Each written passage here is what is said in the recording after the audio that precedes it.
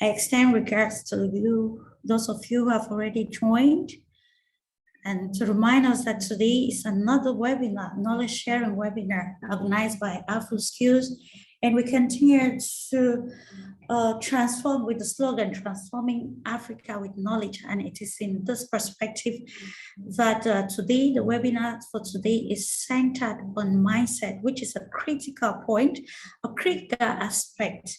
Some pundits have said that for Africa to ensure total transformation, for Africa to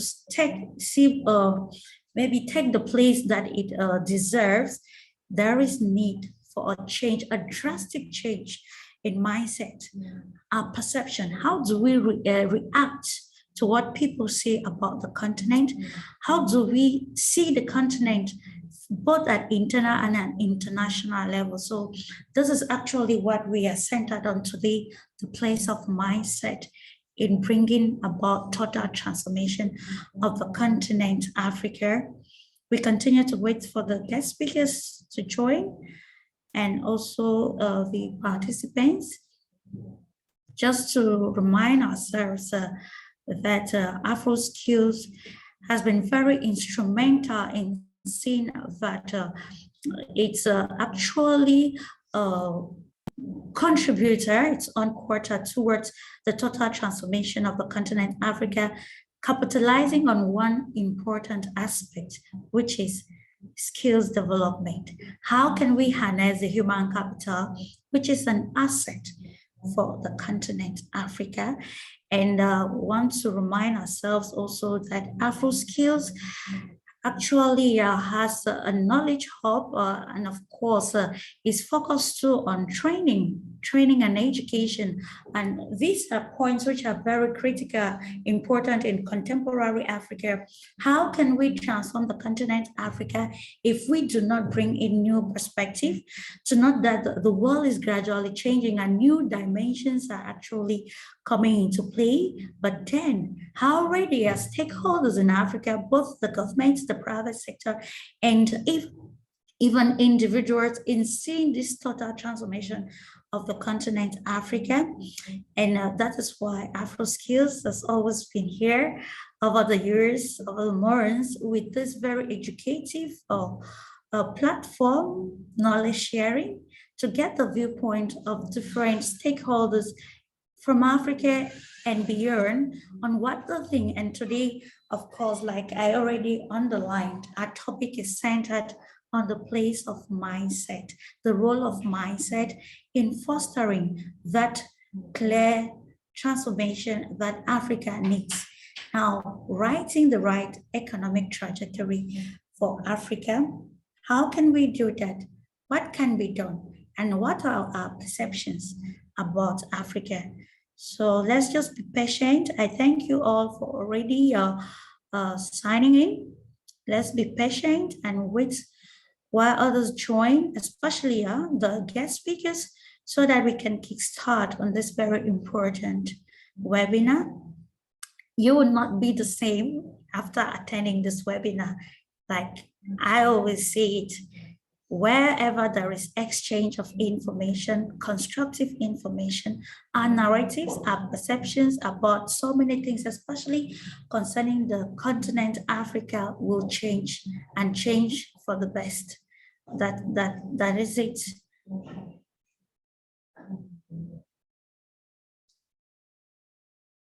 Yeah, our guest speakers have started joining. I can see Madam Nana Akwaswa from Ghana. Hello to you, Madam, and thanks for respecting our rendezvous. Hello, nice to see you. Thank you.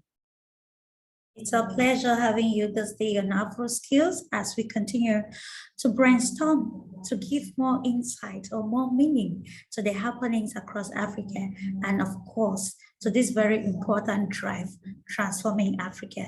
You're most welcome. Thank you. We're waiting for the other panelists to join so that we can kickstart. So you'll be patient with us for some minutes.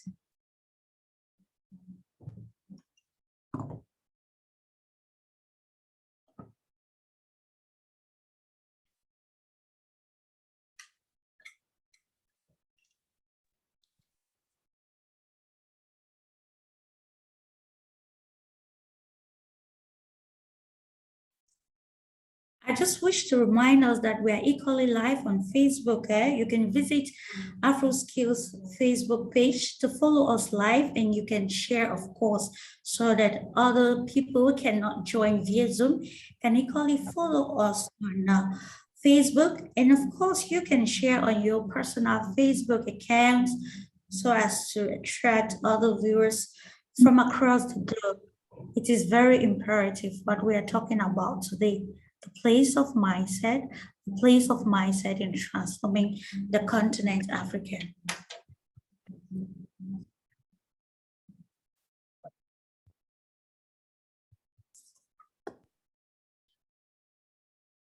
I'll plead with Ingrid to just go to the comment section and share the Facebook link so that those who are logged in via Zoom can equally have it and share on their personal platforms. Thank you so much.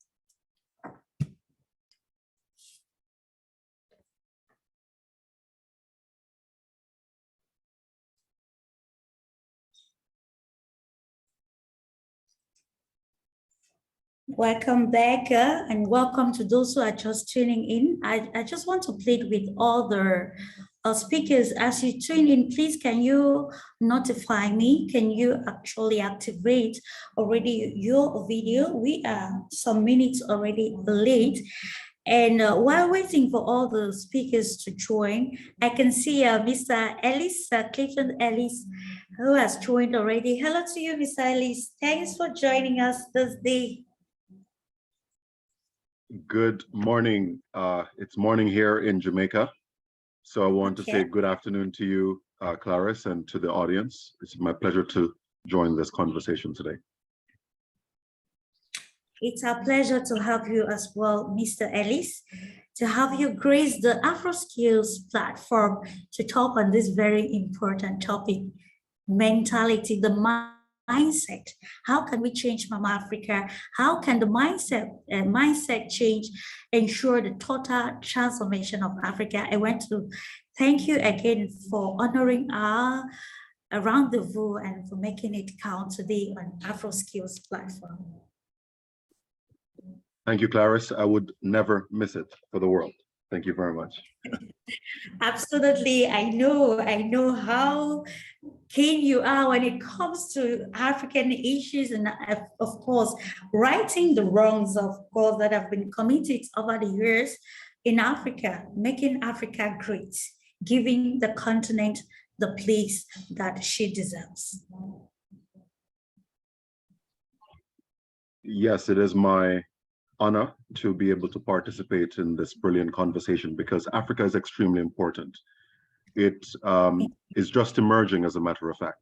It emerged in times past, and of course that history we're currently not privy to because we have not been educated about the real history of Africa.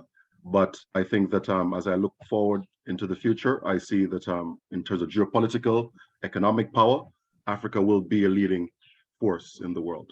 So I'm happy to be a part of this initial conversation in this transition of Africa to greatness. Absolutely, and we're happy to have you, Mr. Ellis. Thank you. I can see that Dr. Charles Sinkela has tuned in. Hello to you, Dr. Sinkela. It's a pleasure having you this day. Of course, you're joining from South Africa. You're welcome. Thank you very much. Greetings to you, wherever you are, and those who are visiting us on this platform. I'm looking forward to engage and discuss some very difficult matters on our continent on this topic today. Thank you very much, and the greetings to my fellow panelists. It's always a pleasure. Thank you, Dr. Charles Sinkala, for making it possible to be with us this day. Of course, keen about changing Africa. How can we change Africa if we dissociate ourselves from the problems of the continent? And that is why we're here today to continue to talk in this webinar, the knowledge sharing webinar. It is time to transform Africa. It is time for a change in mentality to make Africa great. And of course, I want us to get the objectives of this webinar, why we are here today hosting this webinar under the auspices of AfroSkills with a very brilliant slogan, transforming Africa with knowledge. And of course, with the right knowledge. It's about transforming Africa with knowledge, getting to the right corners, and of course, attacking what is necessary at the time. I think we just remind ourselves that the aim or the objectives of this webinar, we have, it's actually primarily to discuss factors that hinder Africa's emancipation and development. You will bear with me that if there are crises across Africa, when you look at it keenly, the root cause is because Africa is not happy with the endowment of the continent, both in natural resources and even the human capital. We see that there is still a problem. Africans are not living up to the standard. So today, in this webinar, we want to understand those things that are inhibiting the gradual and the transformation of Africa. And of course, another objective is to analyze scopes or areas that Africa needs to change. Where do you think Africa is lagging behind? And where do you think change needs to come in? I just want to remind participants tuning in that if you're in a noisy place, please try to mute your mic so that you will not disrupt this very important and constructive exchange, which is centered on the role mindset plays in the total transformation of the African continent. In the course of this webinar, we're going to hear words like mindset, transformation, Africa. Those are our keywords. Africa needs to transform, especially in the economic aspect of it, like I underlined earlier on. If we see that the continent is very turbulent, many crises happening, and of course we see the perilous activities or journeys engaged by young and vibrant Africans wanting to get to the Europe, to what they call the El Dorado, then we will understand that it's because of the frail nature of the economies of African countries. But then if our mindset can change as to how we develop the policies, the economic policies, and of course the political policies that will favor the economic transformation of the continent, we will see that the human capital that Africa has in abundance will be used positively to enhance development, to enhance transformation of the continent Africa. And the third objective is on to ascertain exactly the place of mindset in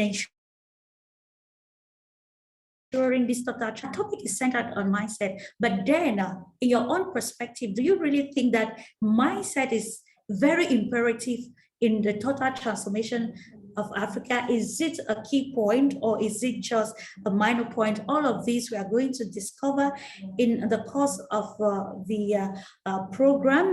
Another objective will be to discuss why Africa warrants a new frame of mind to meet developmental or transformational goals amid changes in the global arena. When I talk about changes in the global arena, I am focusing on the developments that have happened lately, which have changed a lot, especially in the political sphere of the continent. And of course, these changes are not only limited in the political aspect, these changes are also limiting or affecting the economic trajectory of the African continent. Will you bear with me that an unstable nation cannot be economically buoyant? An unstable nation cannot attract foreign direct investment. And we know that Africa has this very important trade agreement, the African Continental Free Trade Area. How can we materialize? How can it go to execution if Africa is restive? These are some of the objectives of this webinar. I think we have just Mr. Elijah Inwako, who is yet to join, and we can kickstart with the program. It's going to be, of course, as usual, we're going to have a talk or like 20-minute presentation from each speaker or panelist on this very important topic.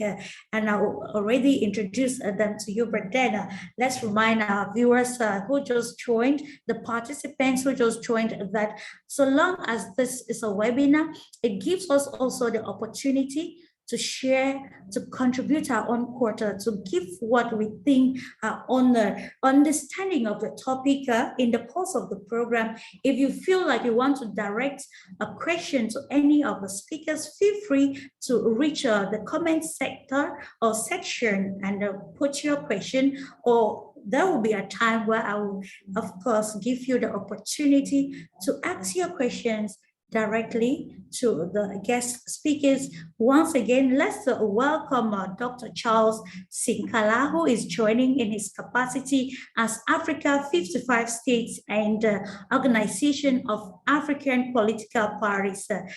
Welcome, sir. And of course, you'll be our first speaker this day to give your own analysis or insight on our topic for discussion today, mindset as a prerequisite to the total transformation of Africa. Welcome once more.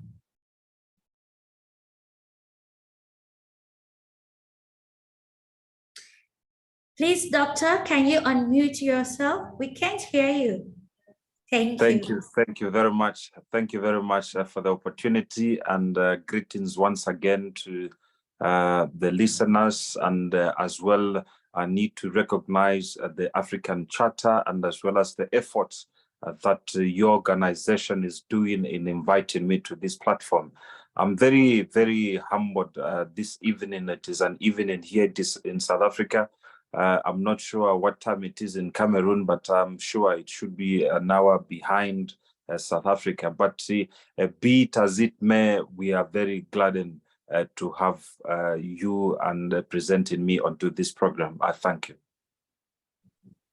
Thank you for accepting this invitation, Dr. Charles Sinkala. We are going to write on. You give your own analysis. You have 20 minutes, of course, to analyze our topic for discussion. Do you, in your own perspective, feel like Africa, the mindset has a lot to do with the transformation of Africa? Before actually giving you the floor, I want to reiterate here that one of Africa's leaders who has been very instrumental towards the transformation of Africa once said, in this contemporary society, what Africa needs is the right mindset and not more funding. I'm referring to the president of Rwanda, Paul Kagame. So let's hear from you. What do you think, Dr. Charles Sinkala? What do you think about mindset? What is the relationship between mindset and the transformation of Africa? Thank you very much for that, opening remarks in terms of the question that is very, very important this evening. Before I have to go to the mindset, and I think Africa, we must understand the agenda that we started some years ago with our forefathers who regained and fought tirelessly. And some of them, they died at the hands of those colonial masters who did not want to relinquish this protectorate area, which they bought at a time at the Berlin Conference in 1884 and 1885 in Berlin. Until now, some of these territories are still owned by those erstwhile colonizers. If it was the British, they owned South Africa. If it was the British, they owned Zambia, Zimbabwe, Malawi, and Nyasaland, and as well as going to the West, Nigeria also as well was sold by that auction for 780,000 pounds at that time. That is very important of the background that we need to understand as Africans. And those forefathers who fought, who came before us, the agenda that they agitated for the independence of Africa was that we regain our independence, to look after ourselves, to make sure that we actually enjoy the fruits of being as an African and compete on the global scale. And through that anticipation and understanding that this is who we're supposed to be, there was a Freedom Charter which was established and enacted by all the 32 heads of states and government who convened in Addis Ababa in 1963, hosted by His Majesty, Emperor Majesty Haile Selassie. And that background is very important. And those who were there, they had to make sure and promise through that charter that they will pass on the baton to generations, and generations will pass on the batons to other generations who will come, and till other generations will come, until this Africa becomes independent and without any influence from the outside. This was very important for us to understand the background, that what role are we playing, where you are as an African individual. Are you a citizen, or are you an idiot, or are you a tribesman? Last time I checked, we as Africans, we agreed onto that covenant that we shall be producing citizens of Africa, a citizen who pay allegiance to his own or her own country and the flag, the national flag, to make sure that they participate in one way or the other, to assure the rest of all our forefathers that they have carried on the baton from our forefathers, to make sure that they engage in meaningful contribution to the African continent. For some period of some time, if you may allow me to devour there, we complied to that agenda, especially as soon as we regained our independence of our African states. But along the line there, I do not know if these forefathers, some of them, they forgot to pass on the baton to the new generation that came in. I do not know. If one can ask me if my forefathers there in Zambia, Dr. Kenneth Kaunda, who we celebrated his birth and at Kaunda Day 2 days ago in Zambia, I'm not sure if he left the baton. Is it possible that Robert Gabriel Mugabe from Zimbabwe left the baton to somebody who can pass it on to another African leader that will take the African Zimbabwe forward to a place that we desire? Is it possible that Kwame Nkrumah of Ghana there in West Africa as well left the baton? Where is this baton which was left by these leaders? Where are these batons? Can we point at one person who has taken over to make sure that Ghana, Zambia, Nigeria, Mozambique, South Africa, and Cote d'Ivoire, they are having a fair deal? Is it possible that also Cameroon, there's a leader or leaders who has taken over from those leaders who came before them and before us, that they shall take over the pattern and continue the relay race in terms of nurturing and fighting the independence and the economical independence of our countries? Is it possible that we forgot to carry on the baton from these leaders and they died? These are simple and difficult questions that we have to ask ourselves as Africans before we talk about the mindset and where Africa should be.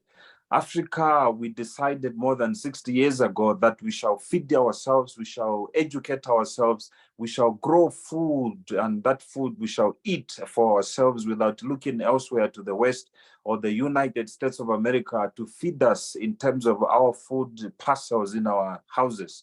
We had to make sure that we put in the systems that will grow and make sure that they'll feed us. Same when we get sick, as during those times we are working so tirelessly to make sure that we develop the infrastructure of the African continent to link us all within the continent to inter-area do business. And if we are to get sick, is it possible that we have built institutions that we shall administer our illness without even looking elsewhere or outside the African continent? But when you look at the African mindset now of the young men and women who are growing up, they have lost the issues and the ideologies of Pan-Africanism. It is not even taught in schools anymore.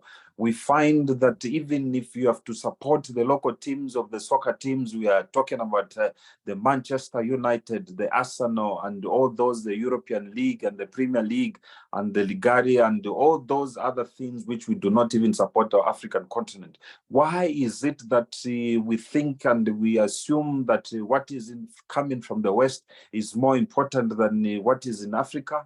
Why is it possible that our mindset has misplaced the ideology and the agenda of the African AU, Organization of African Unity, which was formed by those forefathers?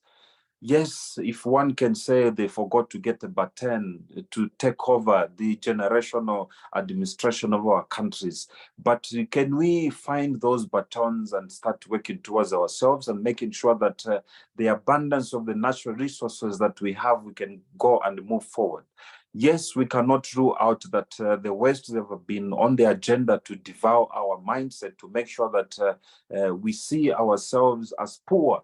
And most of the time, I cry all the time that Africa, I see leaders in Africa going to the West and the United States of America asking for investments within their countries. Why is it possible that we do not have even money and hoes and picks and shovels to cultivate our land and make sure that we feed ourselves? These are difficult questions, ladies and gentlemen, that we shall discuss this evening, and making sure that we call to the agenda of the African unity and the African Union that shall give us the power as Africans, not power of powerless, to look only to the West and making sure that before we eat, we must look to Joe Biden. Before we eat, we must look to London. Before we eat, we must look to France. Before we eat, we must look to Switzerland. Before we beg them, they give us food on the table. But what is the problem of the African continent? It is not definitely our resources that we have. It is not the thief. I used to blame the white people who came here to devour us, but I stopped a long time ago. I'm blaming ourselves that let us change the mindset. A mindset that will never connive with these people from the West, a mindset that will give us a trajectory to continue working as Africans towards the agenda of where we started from, and as well identify young men and women who shall take over from us as we do and complete our journey onto this earth. In the absence of us working together in unison, we shall have a problem in this African continent. But yes, I can submit as well that Africa now has changed. We can see now, because of the access to information, the social media, the access to news, the access to many things that people, especially those who are traveling outside the African continent, they can see that this is how it is. Why is it that it is different from the education they give in Switzerland and the education they give in Malawi and Cameroon? Is it possible that they are only producing us as Africans as consumers, or instead of producers to produce something that we have to eat? And those are things and issues that we have to re-engage our governments within the continent to make sure that we change the perspective of us looking at the aspects of us being as an African child, as an African man, as an African daughter of the soil. Our mindset, it's the biggest weapon that we have. Let us not allow to be manipulated, and let us not allow to manipulate ourselves in terms of getting this baton. In fact, I was speaking to somebody earlier before I engaged into this wonderful chat and meeting. I mentioned that let's look at our basic education. As our children are growing up from the schools, let us impact that Pan-Africanism, and let us impact the knowledge that it shall benefit the African continent for them to be citizens rather than idiots and tribesmen on the continent. In the absence of us impacting knowledge, it will be very difficult for us to give knowledge and effect to elders, because last time I checked, you cannot teach an old dog new tricks, but because it is very difficult. As I submit and conclude on the aspect of what I've discussed, on the matters of where we are coming from as a Pan-Africanism, where we should go as to take on the batons from leaders. Some leaders are undesirable. You find them that, it is only them who has been appointed by God to be a leader of that nation. They can't even give the secrets on how they handle or manage the country affairs. They can't even hand over the power properly to the one who succeeds them in terms of the politics. There's always the political problem in terms of fighting who is the better person and who is the better devil and who is not and what. But let us change our mindset as African people, especially the leaders. Let us show a political will to produce the citizens that shall sit on that altar, and making sure that we say no to capitalist and imperialist influence from the West. I thank you, and I shall wait to discuss further in terms of engaging us, in terms of us moving forward. At the end of this webinar, we shall celebrate that we have achieved something. We have created citizens who shall go create other citizens to build this continent. I thank you. Thank you very much, sir. Brilliant. You're muted, Clarice. I'm sorry for that. I was overwhelmed by the presentation of Dr.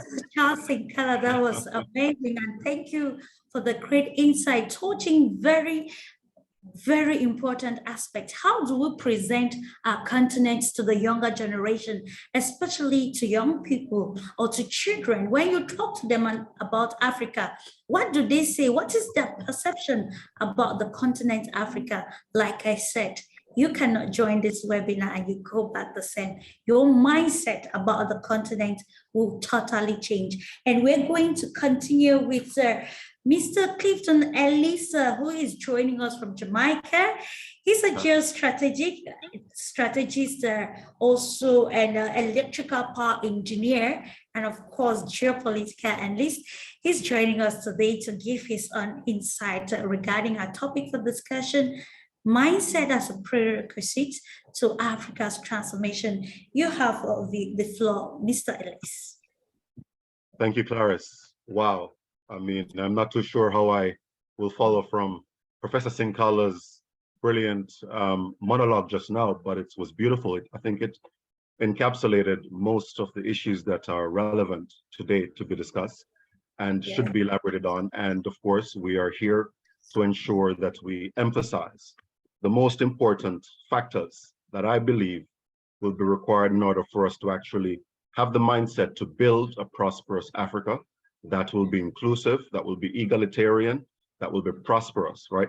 Now, as I meditated on what to speak about today, it was a very difficult challenge I had. And of course, Clarice, you knew that I sent through to you several ideas, and I've since meditated on them further still. And the conclusion that I came is, we have to understand ourselves. Who are we? If we do not know who we are, we will not be able to identify our power, our abilities, our strengths, our weaknesses. We won't be able to know ourselves in order for us to advance ourselves further. And our history has been taken away from us, and our education system is neo-colonialist in its nature, because it does not allow us to go deeper into understanding our true history and where we're from, and the greatness that Africa has produced, over the millennia. And so as I meditated on the question, I realized that we are at a point in time in which we've lost ourselves. We have been following the Western civilization in terms of their course of direction, whether it's the politics or the financial system or the social system that they're trying to create. We have taken on board Westernization and globalization, and we have forgotten who we are. And so therefore, when you look at the institutions that govern Africa, they do not represent us. They are a foreign system. They are essentially what I would call in Troy, it does not belong to us. I think that terminology that they brought the thing in, and then they came out and then killed everybody inside it. Troy, what's the name of that thing? The Trojan horse, yes. Globalization is a Trojan horse that sits inside, and it's an enemy that erodes the will and the ambitions of the people of Africa. And so we can observe that we need to examine ourselves in order for us to understand what mindset is a prerequisite for advancing ourselves in the most positive light. In my analysis of this, I came upon Maslow hierarchy of needs. And I can say that Maslow is wrong, because self-actualization is not just about meeting. Of course, he said, okay, the fundamental were the physical needs, but human is body, mind, and his spirit as well. So there is a psychology to a human in terms of what he fundamentally needs in order for him to be a wholesome and productive human being. If we emphasize on the material, which is the food, clothing, and shelter, that according to Maslow are the fundamental needs, we are missing the spiritual and the mental. And when we go further into looking at the deficit of the mental, we can see that we have a significant amount of trauma that is lodged within the Black Africa, Black people, epigenetics. So there's a transference of trauma from a transatlantic slavery for 400 years, from one generation to the next. We've never had a time to sit down and reflect on what that meant for us psychologically, because we can emphasize we're very strong people, yes.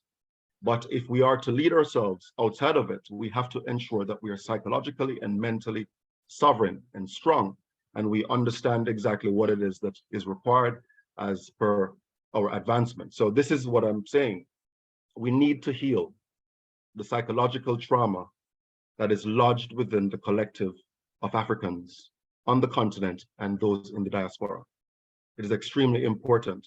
We need young people to start to think about what they, the important things. How do they feel deep down inside about, not just the fact that there is, absence of physical food and sometimes, other needs, but psychologically and emotionally, so that we do not continue to create this blind spot that currently exists in terms of the psychological healing that is needed for us to gather together into the right mindset that would then allow us to launch from that into the future in a positive timeline.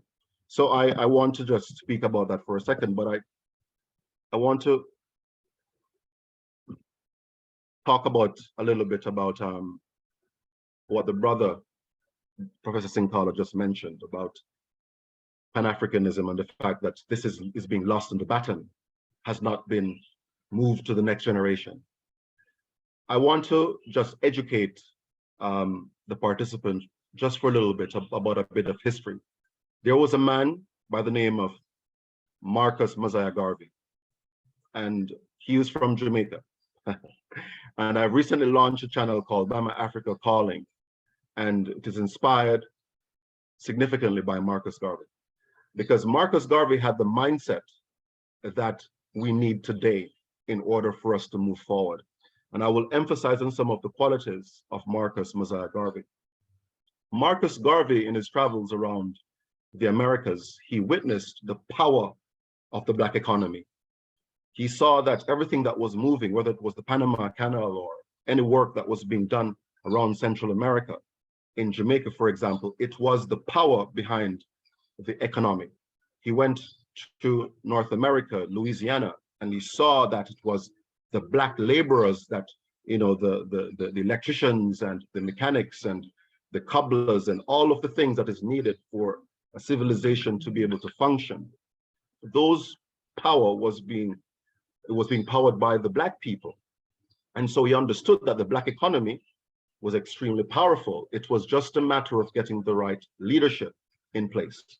And so he had a difficulty in organizing, you know, this entire movement so that it could become more effective. But what Marcus Garvey did was to sow the very foundation that we within the Black community have significant amount of power that must be somehow be organized together in a collective to be able to empower positive change, you know, and this is really, and of course, we can talk about the economy and we can talk about the financial part of things and all of that thing, but it is a psychology of the people of Africa that will be able to keep the leaders of Africa in check, to ensure that they are held accountable, so that no leader, no prime minister, no member of parliament, no member of the cabinets or anybody will escape the judgment if they were to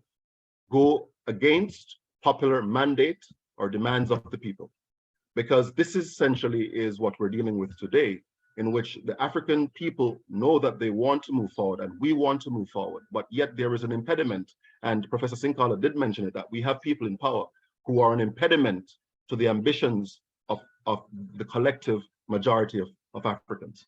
And so these individuals that are sitting there and occupying the office in this space that are not essentially there to advance the collective good of the people, we need to flush them out. And so therefore, in transforming the psychology of the African people to understand about the human is body, mind, and spirit, we must not be so money orientated like the Americans. We must be spiritually minded, and we have to think about what is needed additionally for good psychology, good family, man, woman, and child, our own values. Marriage is between a man and a woman. We have to start going back to nature, because it is the advancement away into these sociologically, what I think crazy ideas of 120 genders that is now essentially creating a lot of havoc within the psychology of human beings, because we are simply breaking the very fundamental design. And of course, this is yielding a certain kind of psychosis. And so Africa, in rebuilding ourselves, we must think about rebuilding the family unit, right? And to rebuild the family unit, we must have to understand what it is that children need. They need their mothers in the home, because between the age of 0 and 5, right, that is where the trauma is induced. So it's and it's very, very easy to induce trauma in a vulnerable child, and we're not aware of it, and we're traumatizing our own children daily because of this, of being ignorant about this. So what I want to say is that we have to restore the family, we have to restore faith, we have to restore you know, the balance in the family in terms of the man being able to protect and provide for his family, and the mothers being able to stay there and take care of the jewel, the crown jewel in the family, which is which are the children, because they are perpetually the future. And everything that we are doing today, we have to ensure that we have a significant mandate and agenda for the children. Okay, it takes just 2 generations and we can transform everything. So let us get a strategy to do with the healing and to restoration of the family and all of the things to do with understanding that the human is body, mind, and spirit. And so therefore we have to do a collective introspection on our trauma to see how we can go about healing that, to restore our balance in this triangle of what the human is, so that we can then advance the best model forward with the best citizens. And so this is really what I want to share today.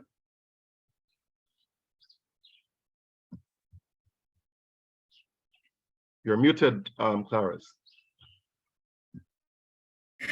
I'm sorry. Thank you so much for the great analysis. Thank you.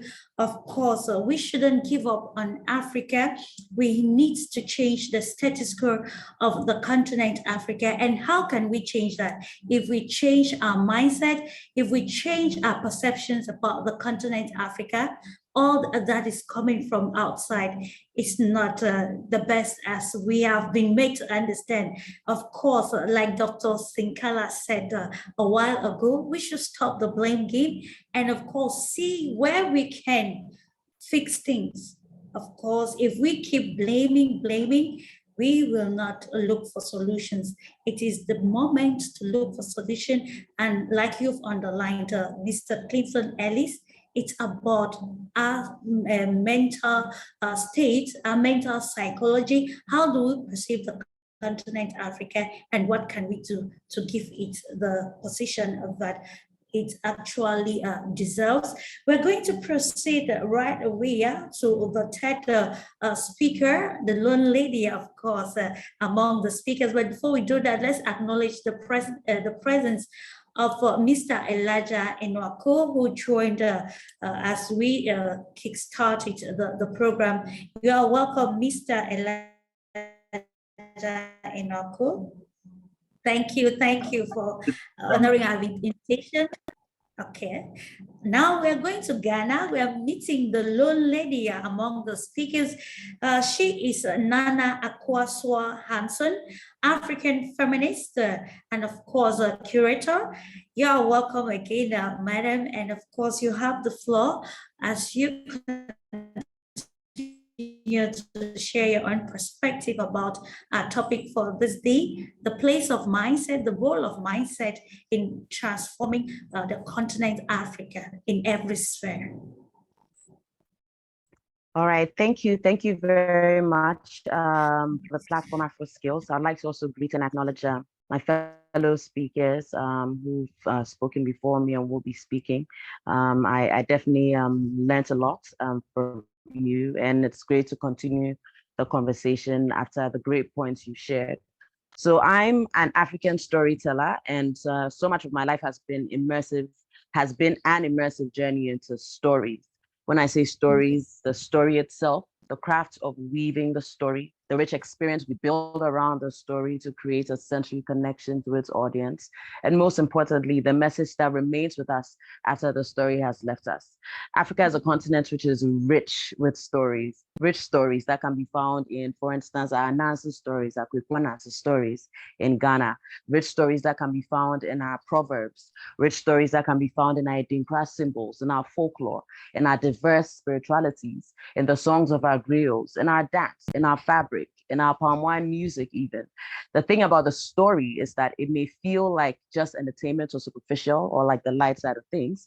However, the story, in spite of the fantasy, has an insidious way of creeping into our collective consciousness and defining who we are. We therefore, unknowingly for a majority of us, or knowingly for a few of us, move to the programming of a story that's been hammered over and over in our ears. So therefore, we must ask, what stories have been told about us by others? Who beats the drums that make you dance? What stories have come to dominate our collective consciousness about our Africanness?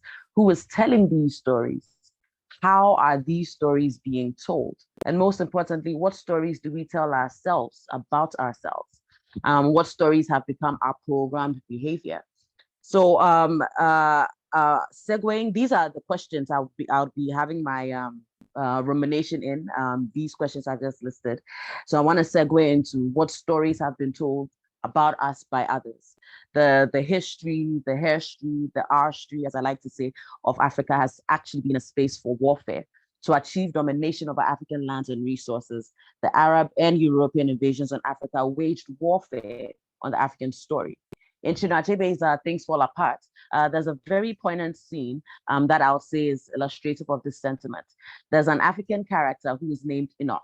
And Enoch has been radicalized by a devious interpretation of the new Christian religion, which was taught to him. And this new interpretation of the Christian religion teaches him to demonize his own people's religion. And so therefore, in his religious zeal, he dares to unmask an Egungun. So an Egungun is an ancestral spirit, and he unmasked this Egungun during an annual ceremony that was held to honor the earth deity, which was an act equivalent to killing an ancestral spirit. So that's one example from this novel. Now, also on the coast of Ghana, in my country, there are several slave castles that are built, that were built by the Europeans during the European slave trade. And the biggest of these castles is called the Elmina Castle. And if you visit the castle, which has been restored, preserved, and open for tourists to visit, to know the story, the history, if you visit this place, they tell you how the castle was actually built on top of a shrine of the people who were on that land. A shrine is a holy place. A shrine is a religious zeitgeist of the people. And this shrine was destroyed, and this slave castle was built on top of the shrine. All right. And now, if you go to the space, they tell you the story. So I point out these illustrative examples to show how these acts are actually symbolic as attacks on the African consciousness. To justify the distraction of land, the narrative would have to be changed. So, for instance, a forest that was once dignified by the habitation of a deity would completely lose its value and protection once that deity is made a demon in the eyes of its people, right? Which is what the New Christian stories did, for instance.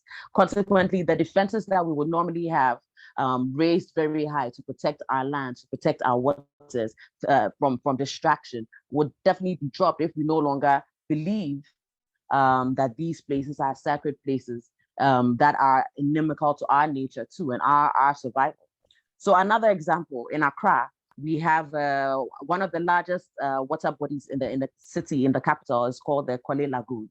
Now, the Korle Lagoon has been labeled one of the most polluted water bodies on earth. If you're driving by the area today, the stench of the pollution is so bad that if you have an open window, you would be served with a huge, glorious whiff, of the death of the pollution. But it wasn't always this way. Until the 1950s, the lagoon was actually an important source of fish. But today, the lagoon is the principal outlet with which all the major drainage channels in the capital city empty their waste into the sea. There are also large amounts of untreated industrial waste that has disrupted the natural ecology of the water body. So fish can no longer live in there anymore. And it's increased the dangers of the consequences of pollution, on unhealthy living, disease for the people who live in that area. However, centuries ago, there was actually a very different, empowering story of this very same lagoon. Now, the lagoon story is central to the migration and settlement of the Ga people, who are my mother's people, the Ga, that is what they are called. And this story of this lagoon tells the story of a goddess, a deity known as Nakole, who inhabited this lagoon. And she used her powers to enchant and convince the group to settle in that location because she wanted worshippers. And so because they believed that Nakole lived in this lagoon, it was clean, it was treated as an altar. Obviously, it will not be polluted because this is what houses your deity. However, with the new religions, when our deities are now demons, and we are forced to worship a white ideal of what goodness is, what happens is the lagoon no longer holds that deep sense of connection with the people. So therefore, it will be destroyed, as we are seeing today. So the work of decolonizing is very important. The work of decolonizing from the distraction and the pervasion of colonialism actually means to analyze who is telling these stories and how they are being told. And pop culture is actually a big arena for this. What, for instance, the films of today say about the complexity and the diversity of Africans and African descendants and their lives. What music dominates our airwaves. In recent years, blockbusters like Black Panther and even most recently, The Woman King have been attempts to claim space in the popular zeitgeist, using film to rally and unify Africans and African descendants in the global celebration of Africanness and Blackness in their way through blockbuster film. Also, Therefore, this stresses that stories have the capability of creating a consciousness that can actually that can become a programmed manifestation in our world. Stories are therefore very, very important. And I've been extremely blessed to have witnessed the crafting and the weaving of these stories by various Africans on and off the continent. New stories, weaving of new stories is what I mean to say, by various Africans on and off the continent. So for instance, work by artistic activists who are fighting against an endemic rape culture and teaching a consent culture as a new story, for instance, I'm very proud of. Work by artists like Ibrahim Mahama, who's built one of the largest art galleries north of Ghana. It's called the Savannah Center for Contemporary Art, which is free to all and is also very deeply involved in providing an alternative artistic and historical education to the children in the area. Also, I see this in the work of African filmmakers who are intent on capturing the complexity, the excitement, the history, arteries, diversity of stories of the continent, and therefore providing a sort of alternative documentation for reference for African generations to come. I also see this in the work of journalists and activists who daily speak truth to power and demand accountability from corrupt governments, channeling public funds for their personal gain, and also calling for justice.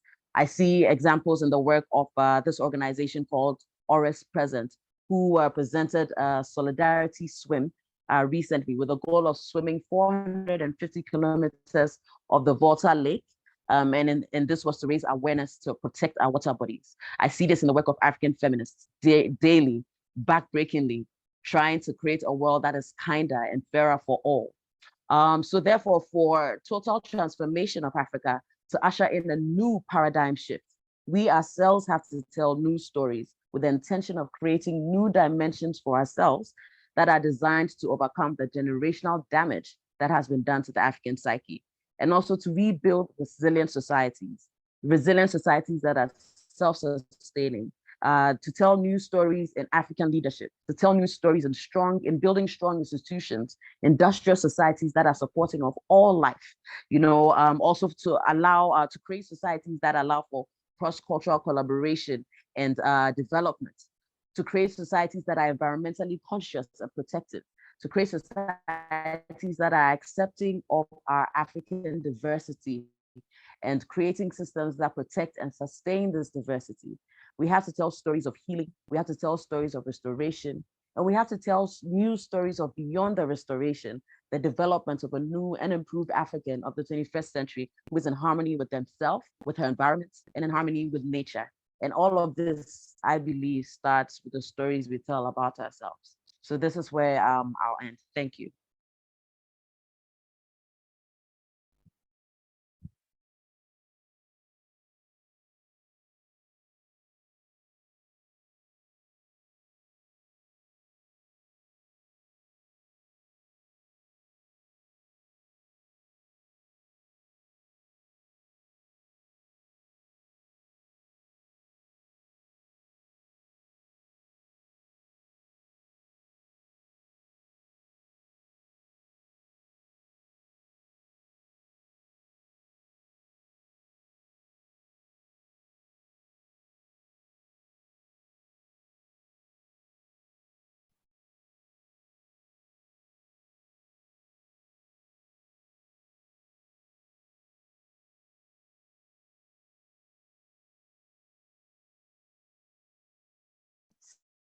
Seems like Clarice is back. Thank you.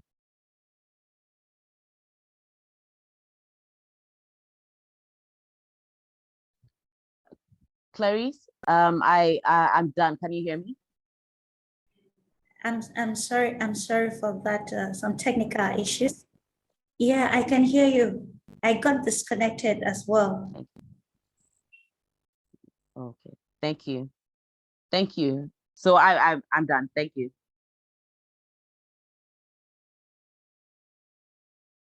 To apologize, it was a technical issue, and we are going straight away to move with Mr. Elijah Enwaku, who is joining in his capacity as a researcher with Leeds University on African development, which is very primordial, which is very important as we today look at the place of mindset in transforming the African continent. We know Africa has undergone transformation over the years, both in the economic, political, and social sphere, but then it's still in process. And that is why we're bringing in the mindset to crown it all. So let's welcome Mr. Elijah Inwako, who is joining from Canada as he gives his own analysis regarding our topic for discussion this day.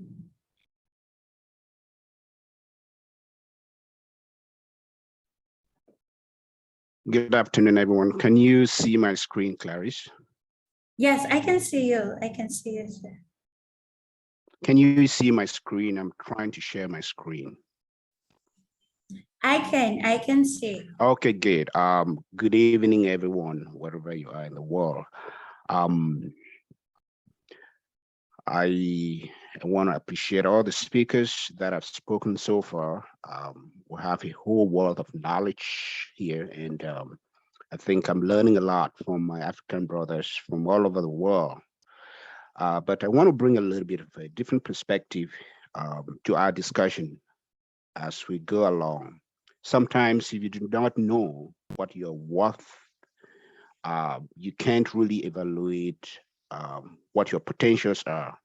So I wanted to bring a little bit about the worth of Africa in terms of just their natural resources, some of the things that we see out there in the world, and have a discussion on if we have this, if you're worth this, what is it about the African paradox that the richest continent is the poorest continent? What is going on before we even dive into the mindset of Africans? So I appreciate all what the other speakers have already spoken about. As you see on your screen there, I just wanted to bring a little bit about some of the greatest minerals that are hunted for in terms of natural resources all over the world as we speak, and where Africa ranks. As you see on your screen there, I have about 10 or 12. These are the minerals that the whole world is hunting and dying for, because that is what runs the world. That's what the world runs on. And out of those, Africa ranks the first top in almost 12 of the 17 that are ranked by the United Nations Development Index Department. On the screen there, you see bauxite. Bauxite is what we use mostly to manufacture automobiles, cars, and so on.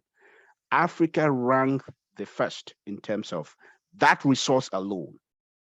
Whether you're talking about the Democratic Republic of Congo, or you're talking about Ghana, our sister just spoke from Ghana, or you're talking about Cameroon, our presenter is from Cameroon, or you're talking about Ethiopia. These countries and the rest of the other ones have a huge deposit of bauxite in such a way that the whole world can run on that bauxite in terms of supplying the industries of the world. Africa will top the list. You talk about cobalt, which we use in producing aluminum, a lot of things that we use, even what I'm speaking on, and many other things. It's aluminum, it's being produced from cobalt. Africa topped the list in terms of that resource. Coltan, which is the main chemical product that is being used in electronics, local phones, cell phones like this one that I have here, and yours.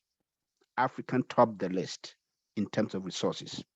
You take a phosphorus rock, which is what they use to produce fertilizers.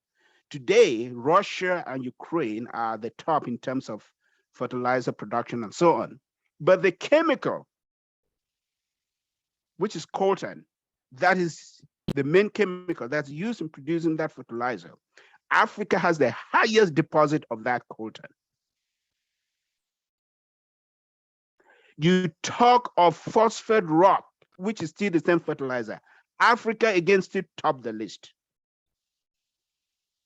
Or you talk of platinum, electronics and all whatnot, automotive industry, Africa is still top on the list. I can go on and on and on, all what you see on your screen there. So ladies and gentlemen, I put this on the screen for us to have a mental idea of what we are worth. Uranium. We're not talking about supplying of nuclear bombs and so on. We have the new technology, which is going to be electric cars. The world is moving away from combustion engine into electric cars. And the number one product that is going to be used is uranium and other chemicals combined together. Africa still top the list. Platinum, 3/4 of the world's production of platinum is found in Africa. Soda ash that we use in lithium batteries, Africa tops the list. It doesn't matter. I can go on and on and on and on. It's just a lot. I just wanted to put this on the screen that we see what we are worth before we even talk about what is wrong with us. So on that one, I'll just remove my screen so that I can now talk fluently and freely. You know, ladies and gentlemen, as we are having this discussion, you know, the mindset, as somebody already said, Dr. Charles said, our brother Ellie said, and our sister from Ghana already said, the mindset is very, very critical. In Uganda, three months ago, they discovered gold worth $12 trillion in Uganda as we speak. Gold was discovered. But the tragedy of that discovery is what I'm about to tell you. When international organizations came in and they had this discussion, and the geological companies and all whatnot, they came in and everything, they evaluated, and they said, we are going to, you know, companies that were bidding for those contracts, they said, a lot of them bid and so on. They went into a discussion with the government. I'm talking about Ugandan government. I'm talking about experts. I'm talking about people who are well knowledgeable in the area of geology and all these resources and all whatnot. High caliber people, Ugandans. They had a discussion with the international bodies that wanted to exploit this resource. And they did their calculation and everything. And they said the Ugandan government, oh my goodness, will be given not up to 1 trillion of that $12 trillion resources that will be exploited. And these experts, we are talking about seasoned experts, were jubilating that the Ugandan government was going to get 1 trillion out of 12 trillion. It took the intervention of the Ugandan president, Yoweri Museveni. He said, this is nuts. He is not even an expert. He is not even educated in that area. He doesn't know much about when it comes to geology and all whatnot, but it took somebody with the right mindset to say, hey, wait a minute. They have discovered $12 trillion worth of gold, and they're telling us that we're going to get not up to 1 trillion of that, because it doesn't matter the economics that you do in terms of production and the cost of production or whatnot. For us to get less than $1 trillion, it doesn't make sense. The mindset. That's what we are talking about. If you do not understand your worth, and somebody walks into your office and start talking to you about who you are, if the person can control your mind, make you understand that you are less of who you are, the person has already won the battle. He's defeated you. Because if you do not understand who you are, what you are worth, and the person makes you to understand that you are something else that you are not, automatically you are discussing and debating and, you know, from a substandard value position. That's what I want to bring to our discussion here. So number two, the African mindset is a mindset like Dr. Charles and my brother Clifton already mentioned. It's a mindset that has been imposed on us. Because in psychology, there are about 7 different kinds of intelligence. there is intellectual intelligence, emotional intelligence, a lot of other intelligence. What we have been robbed of is a different kind. It's not our, they have not robbed of our intellectual intelligence. We still have everything intact. What we've been robbed of is our human mind to understand who we are as a people. You know, I was talking to a couple of university students from Africa, and we had this discussion. You know, they come from Africa, just like me, to this part of the world, and they walk into the room. Immediately, somebody make them to understand that their accent, the way they speak, just because they speak differently from the Westerner, that self-esteem is already lowered. And I put them in the room to let them understand that accent, for instance, is not intelligence.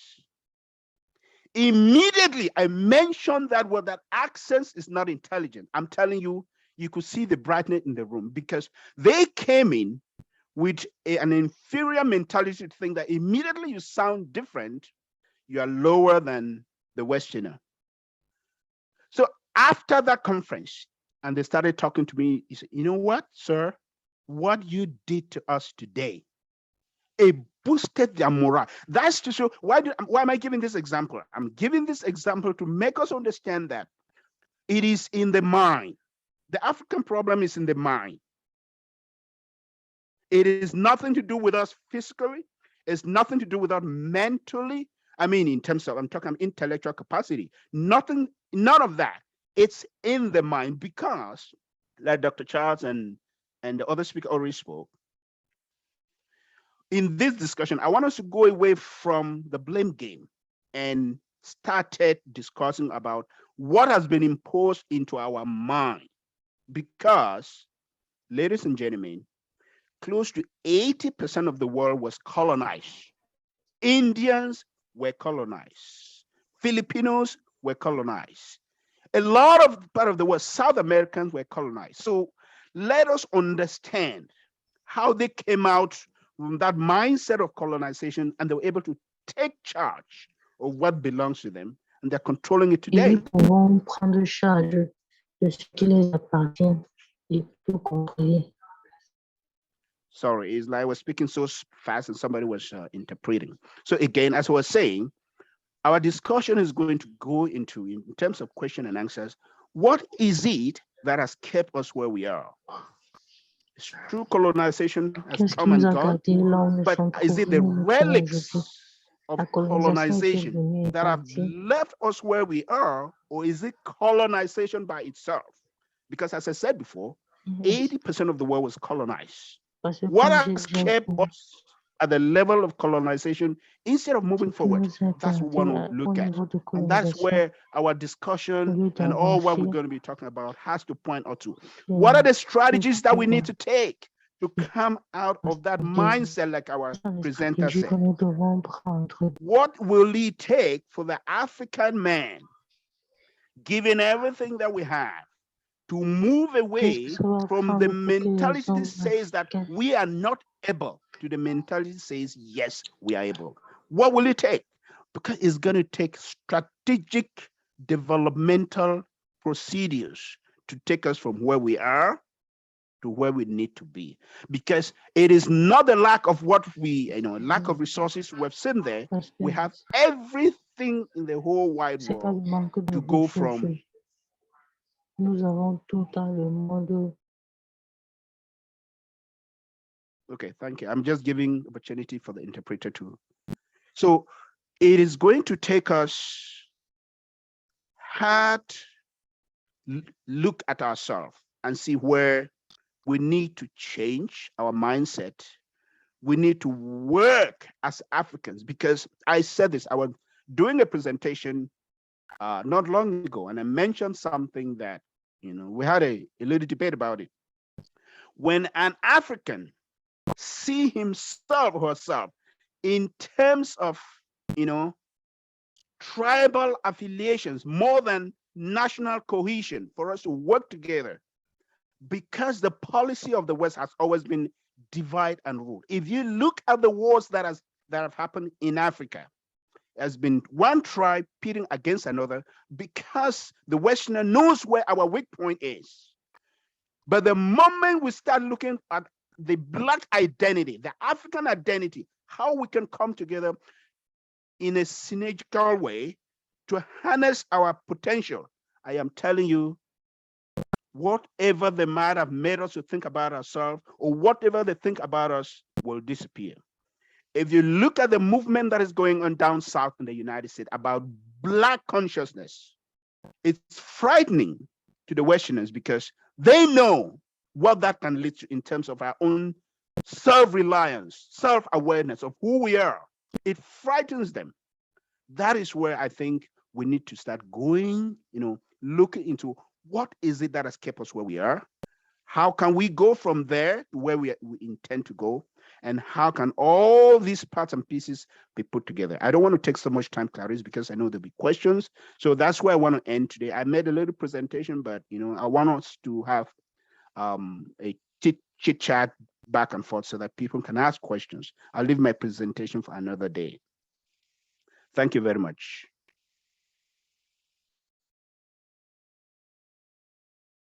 Over to you, Clarice.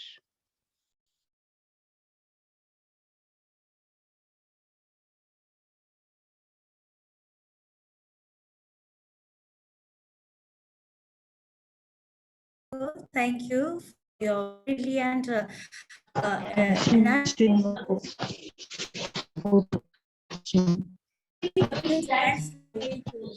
questions and answers.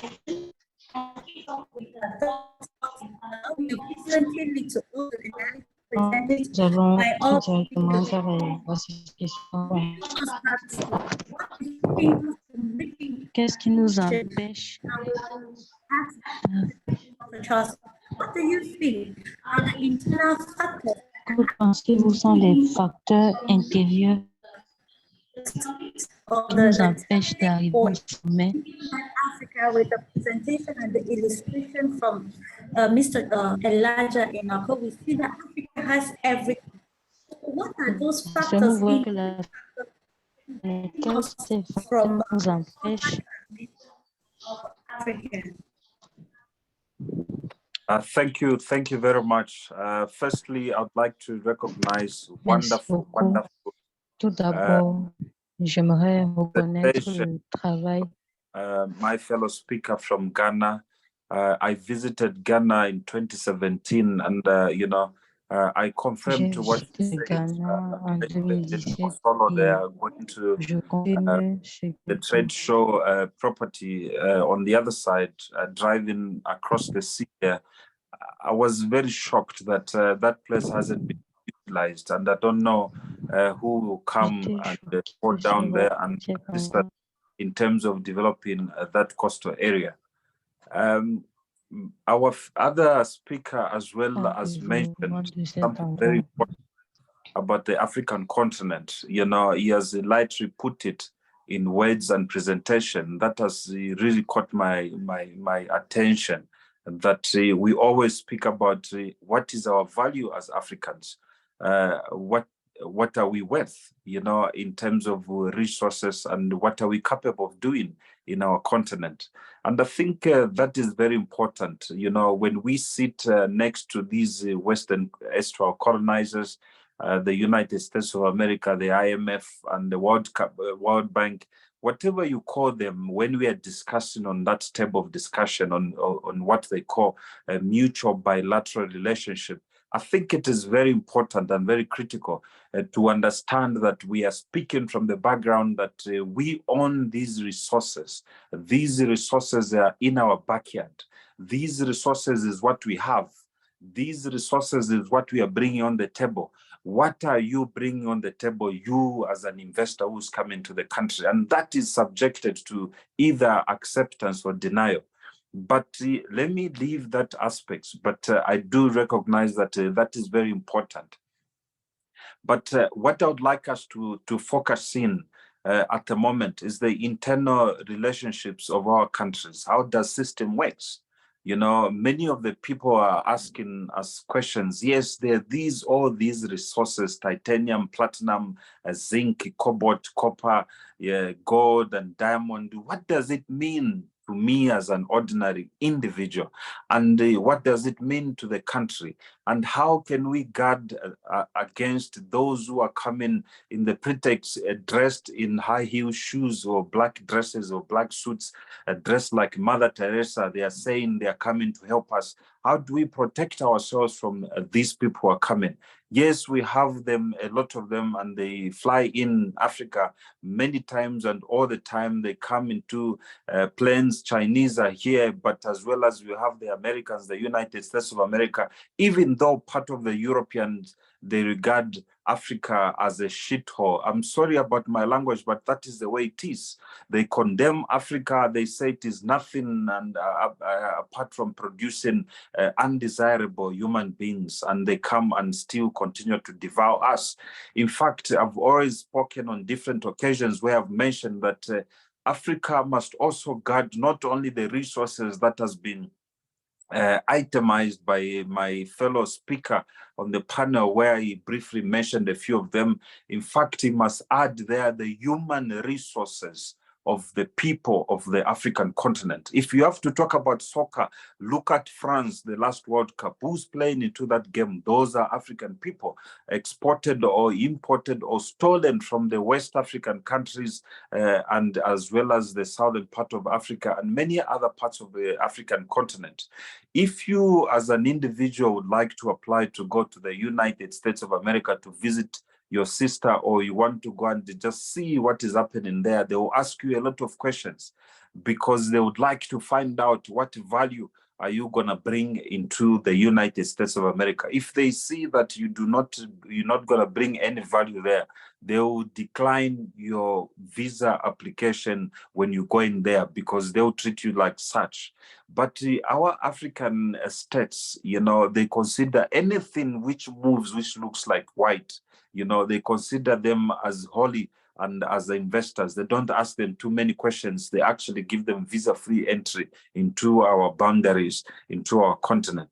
But putting that aside, ladies and gentlemen, fellow speakers on the panel, we would like to understand the dynamics of government. I think that is the most very important thing. How does our governments function?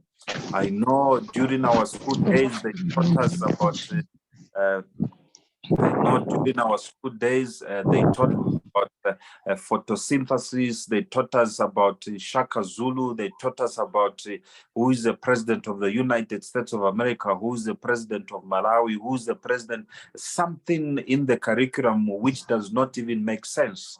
In fact, our constitution was the same thing that they were supposed to teach us on how government functions and how citizens can participate in the governance of our country. How can children, when they are growing up, young men and women who would like Comment to est-ce que les enfants, en how can grandissant, they pourront give participer? effect to participate? Comment pourront-ils donner effet à leur participation? Many youths of our nation have a challenge. Yes, they indicate that they would like to participate. They would like to have a share Ils indiquent qu'ils aimeront participer of how to assist government in putting its aspirations and desires en mettant cela en pratique. of the country forward. But many youths are declined from participating. And they have found it very difficult at this moment to even send their children's or other people's children to school because the value of education has lost its meaning. It's a tragedy that Africa now has reached to that extent. But our governance of our country, we are practicing democracy. And the democracy has got 5 elements that are very critical in our nations that we have to participate. One of them is the direct democracy. The second one is representative democracy. The third one is proportional democracy. And as well as we have constitutional democracy. No one in our nations across the African continent is above the law. We have to practice constitutionalism where the constitution is supreme. One of the best constitutions I've ever read among the 55 African states in Africa is the South African Constitution. I think for those Africans who would like to have a document that will protect them and the interest of their children and the generations to come, they must have a chance to read the South African Constitution. That constitution is a pillar which was made and enacted in the 1996 after the apartheid, the pernicious regime we've ever experienced in the African continent. Once we start preaching constitutionalism in our countries, Africa shall begin to have the meaning of changing the lives and the participation of those citizens who would like to participate.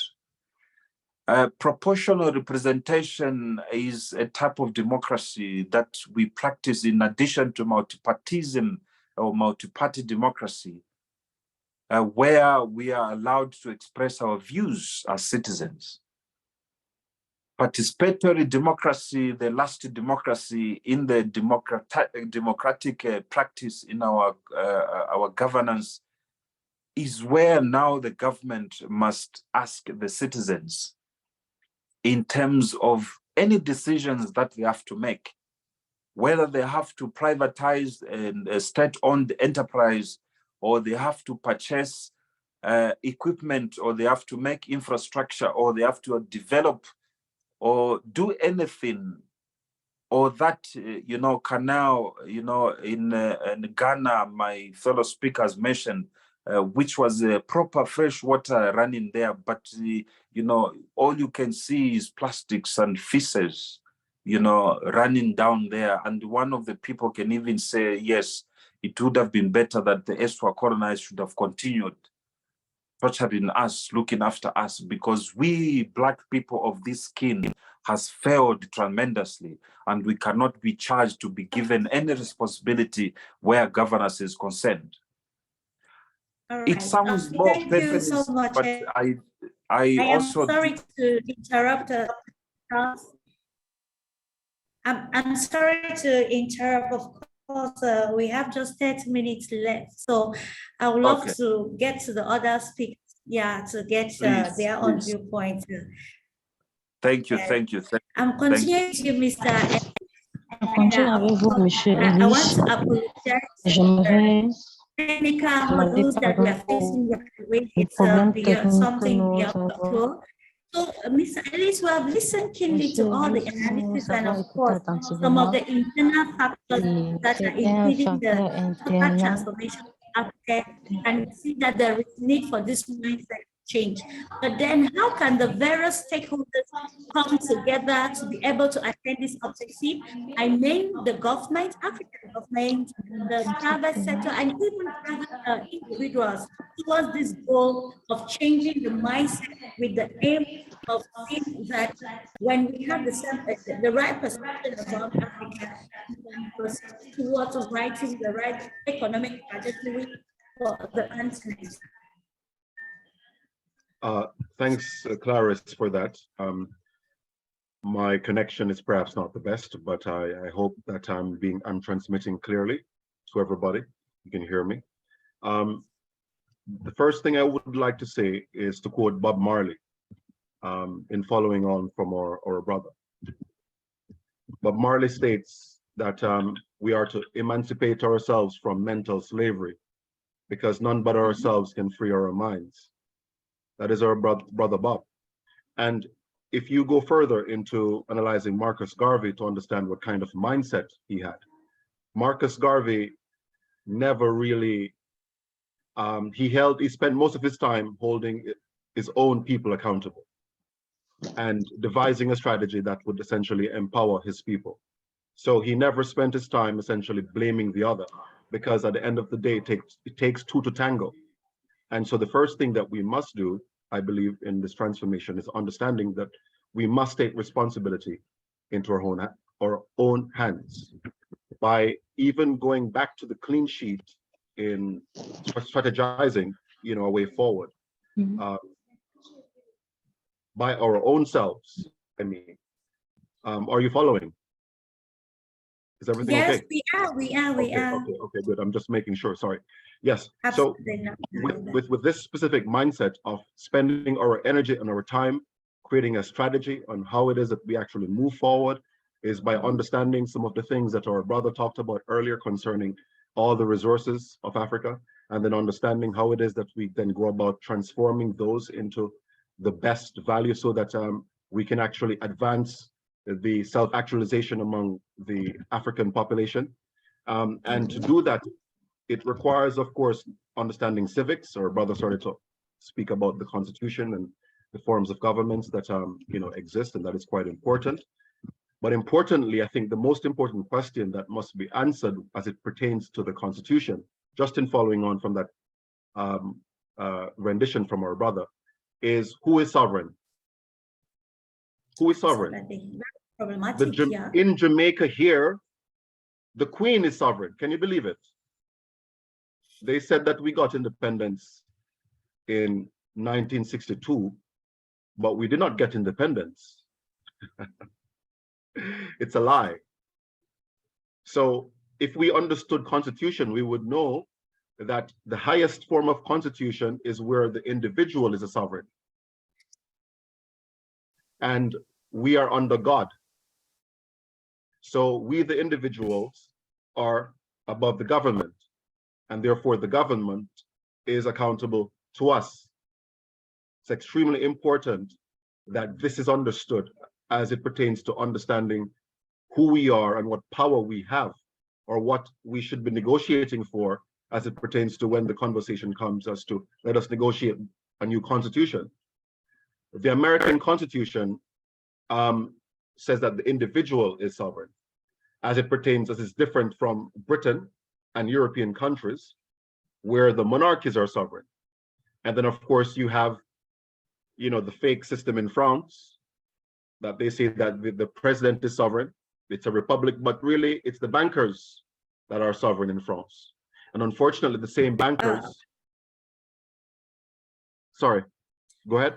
Yeah, without interrupting you, can you briefly tell us, with all that you have said, how can you think Africa can do to move from this older mindset of complacency, pessimism, and of course dependency towards towards a new mindset, of course, that will welcome innovation, resilience, and of course self-reliance? All men are created equal. We are equal to everybody. So we are endowed with the power that every other man have. And Marcus Garvey held each of us accountable to know that we must build our own civilization. We cannot depend on anybody else to build it.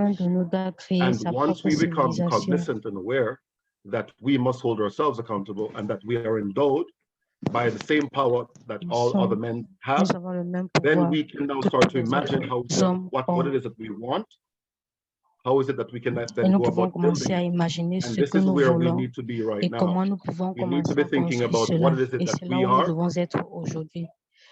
And this is the most important point I will make. And then I will finish, Karen. Of all that I've said, this is the most important part. De tout ce que j'ai dit, voici la chose la plus importante. We are not the first people to have been occupied and traumatized à avoir été and enslaved. Et traumatisés. Israel was also the case. And many other peoples throughout their history were also occupied and traumatized. The British were traumatized and occupied by the Romans. And many other peoples have gone through many cycles. Now, we have been very poor at our healing, so that we can transmute this trauma to evolve to Africa 2.0, right? because the greatest power that we have is in the transmutation La of plus our grande trauma. force que nous avons, c'est dans la Because when you transmutation de notre traumatize trauma. a people and they're able to heal, they become extremely Parce que quand creative. vous traumatisez un peuple et il This is parvient à extremely important guérir, to understand. c'est très So important. Africa's potential is huge and vast. Le And now potentiel it's de time for us l'Afrique to est understand that it's not just in material wealth vaste. and in the wealth Et in maintenant, terms c'est à nous of de course, comprendre que c'est pas juste other un material bien things, but in the wealth of the matériel, people and the mental mais part of it that we must be le focused on bien so that we can du transmute this peuple pain est to then be able une to partie utilize mentale de this cela high potential that pour is just pouvoir there utiliser latently cela waiting for us to use. qui est là et qui nous attend d'utiliser. Okay. That was Ok. great, Mr. Elisa Kitchen. Thank you for the C'était formidable. Merci. Merci pour l'analyse. analysis. We want to Nous look at allons how retrouver Madame Nana. we know that the Oh, change in mindset can help to nous solve savons some que le of the changement dans problems that Africa has. It l'état can even d'esprit go a long way to va fight résoudre le problème feels que like l'Afrique corruption. a.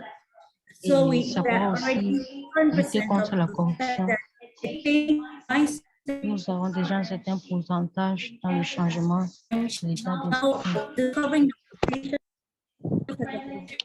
present in Africa, and with the right mindset, we can use this positively. So what is the possibility of this, Madam Nana? Just to say that the president of Ghana, Nana Akufo-Addo, has over the years been advocating for the return to Africa. I can cite that as an aspect of a change in mentality, where we're calling on people of African origin to and help in the development of the continent. So where is paradigm shift as far as the mindset is concerned? Clarice, there was quite a lot of echo while you were speaking and a conflicting Il y voice. avait beaucoup d'écho quand vous étiez en train de parler. Repeat the question. Thank you. Est-ce que vous Okay, pouvez I répéter was la looking question? at the fact that the change in mindset and how to stop many Le changement faced by d'état the d'esprit. So now, I said the president of Ghana, who over the years has been advocating that this project of the return to Africa, the African diaspora, people of the African origin. So we want to analyze it to see where do you think this paradigm shift Que pensez-vous de ce mindset change to explore the opportunity available in this transformation? Okay, the network is still pretty bad, but I think I got the gist of what you said. Apologies, I'll keep my video off because of the quality of the internet. Otherwise it will drop.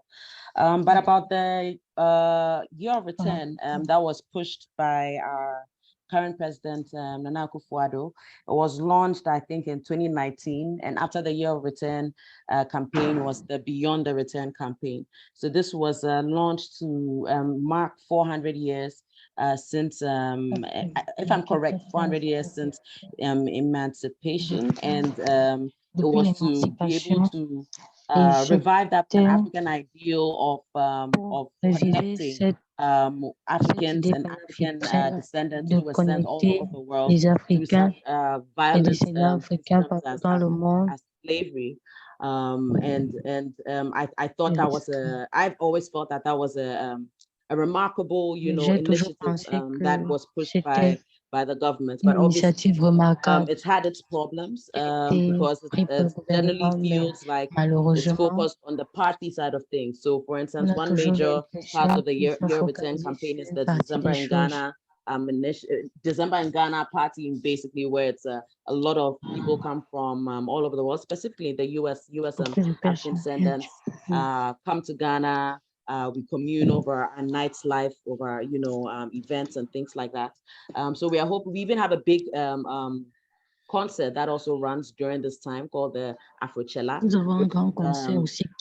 a way to celebrate music and art to unite Africans and people of African descent who are coming as Des part of the choses Year of qui Return réunit campaign. les I really Africains. love the artistic focus. I love entertainment, but I also hope that it really wrought deep discussions on what it means to meet with our brothers, long lost brothers and sisters, what it means to have deep conversations in the African identity forged because of these experiences, what it means to forge a new identity with our collective struggles, with our collective wins, and more, you know. So I'm hoping that Beyond the Return campaign goes deeper into these type of conversations. Au-delà But yes, des it is a very des powerful retours initiative des when we are campagnes, talking about the transformation, because c'était une initiative for puissante transformation to parmi happen, la we do have to transformation. acknowledge what happened Parce to us. We do qu'aucune have to connect with transformation est people nous of the African devons diaspora, admettre ce qui nous est arrivé because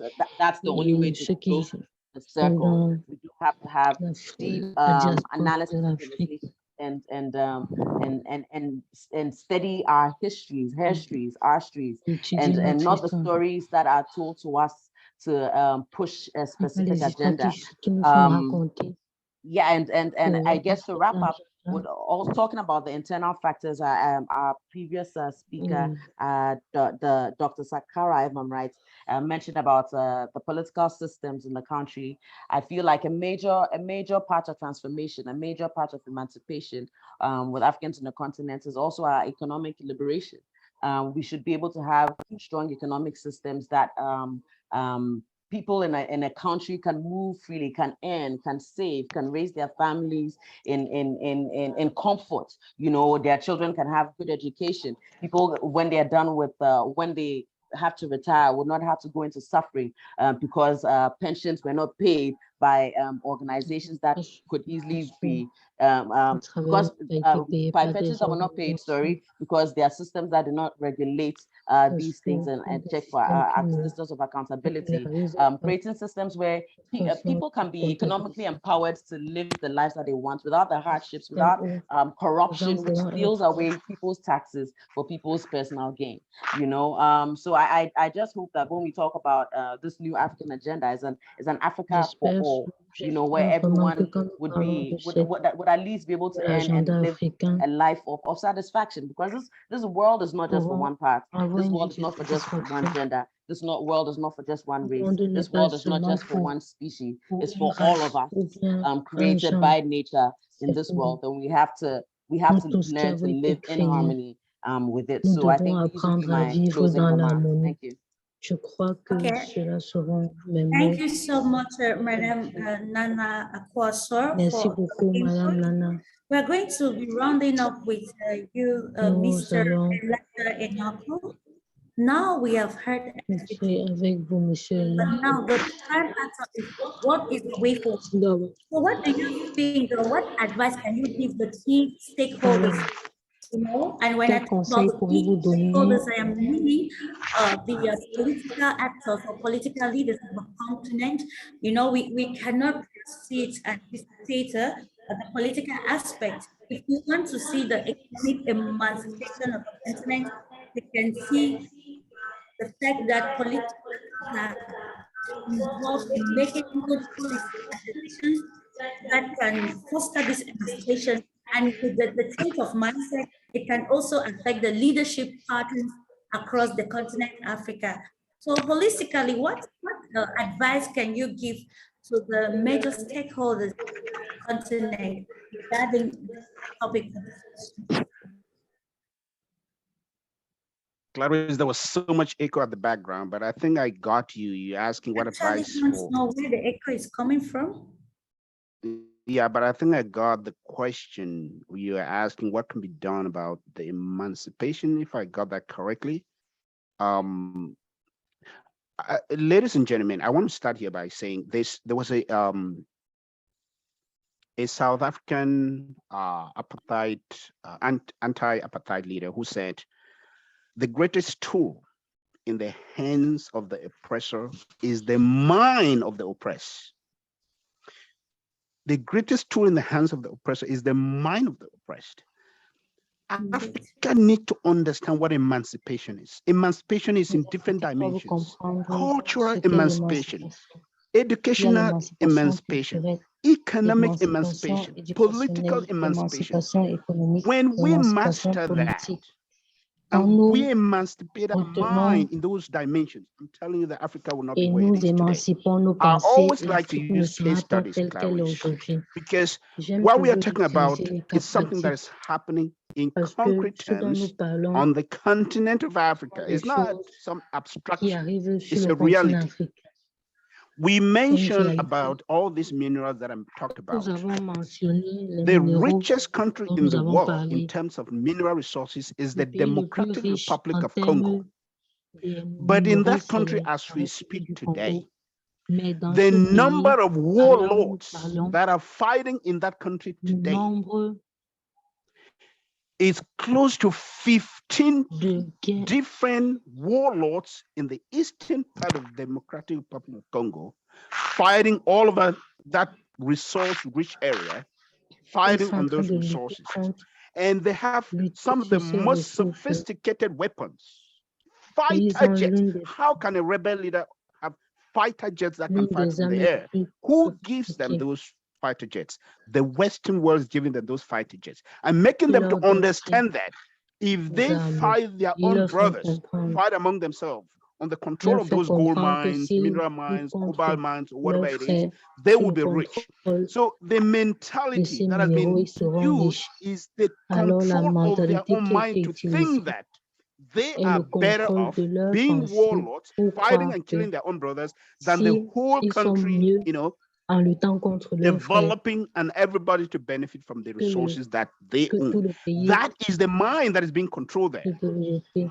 If you look at what C'est ça Thomas l'esprit qui est Sankara contrôlé. did within a space Si of vous 5 years regardez that à he ce came que into Thomas power, Sankara a the fait, Westerners wanted en him, 5 ans, you know, quand il est wanted venu to au portray pouvoir, this idea that les socialism, they always say Européens that voulaient socialism qu'il is an evil, is bad, is bad. affiche But cette that idée man proved to us that du socialisme. Mais if cet the homme nous a mind is prouvé emancipated, he que took a si la literacy pensée est from émancipée, 13% at the end of his 4 il a years to pris 73% of literacy rate within 4 years.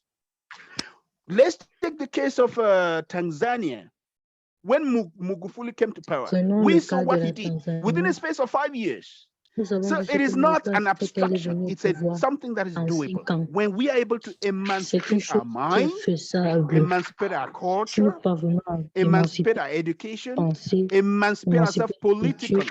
émanciper notre Because the white éducation, man does not come there and hold our émanciper hands and say that you politiquement, must do this, you must do this. parce que They les Blancs ne manipulate vont our pas venir mind. arrêter nos mains pour dire que Once vous we are devez able to faire ceci ou emancipate our faire mind, cela. that we are able, Ils we are manipulent in nos control pensées. of our Et une fois resources que nous for the serons benefit capables of d'émanciper nos ourselves, pensées they cannot pour notre control our propre mind. bénéfice, That's what's nous ne pourrons happening. pas You asked contrôler about the notre leadership in pensée. Africa. The leadership in Africa is being controlled by the Donc, West, si vous and they believe that demandez once they are tried, because par I rapport started by au saying that leadership one of the en problems we Afrique, find in Africa is that an African l'un des man problèmes que considers nous trouvons himself en Afrique, c'est que first.